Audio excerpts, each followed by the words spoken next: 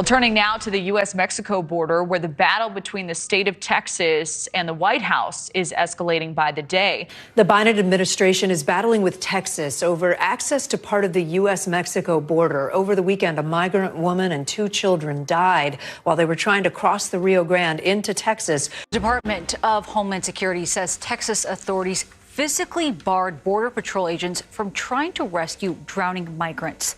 Texas Governor Greg Abbott justifying his state's takeover to police the border. Texas has the legal authority to control ingress and egress into any geographic location in the state of Texas, and that authority is being asserted with regard to that park in Eagle Pass, Texas. The DOJ responding with a legal filing to the Supreme Court, stating without the boat ramp, Border Patrol has no practical options for responding to migrants who may be in distress.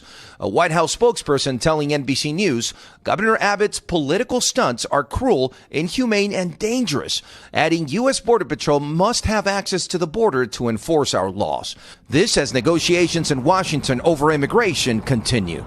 President Biden saying on Saturday, we have to make major changes at the border. Yet the struggle for power between state and federal authorities remains. Under this current federal government now, under this administration, there have been a record number of deaths, migrant deaths, because the fact that they have no policies, no deterrents in place to keep these migrants from crossing a dangerous river. We want to prevent these migrants from crossing the river. Go to a port of entry. We have 29 ports of entry in Texas. Go to a port of entry where it's safe, where it's humane, where it's orderly, where you don't have to risk your life trying to cross a river, especially with children. This morning, the Texas Military Department is shooting down an allegation from Democratic Congressman Henry Cuellar, who tweeted that Texas is responsible for the drowning deaths of a migrant mother and her 2 children over the weekend. Cuellar claims that Texas blocked Border Patrol from accessing the river to rescue those migrants. The Texas Military Department responding claims that Texas Military Department prevented Border Patrol from saving the lives of drowning migrants are wholly inaccurate. At the time that Border Patrol requested access, the drownings had occurred. Mexican authorities were recovering the bodies.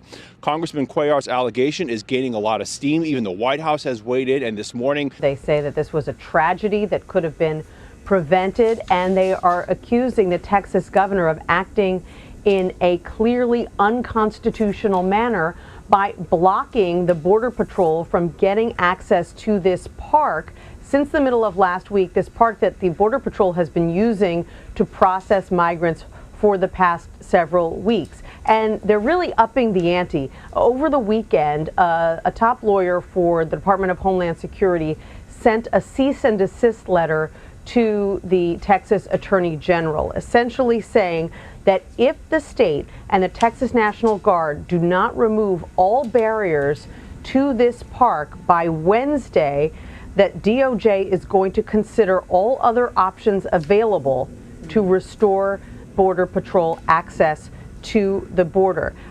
This is not a rhetorical standoff here. The Texas National Guard has been physically blocking the Border Patrol from gaining access. Now DOJ says by Wednesday, they're going to do whatever they need to do to take it back, which really raises the prospect here of some kind of physical conflict between the federal government and the Texas National Guard. So no one really knows at this point how this is going to get resolved.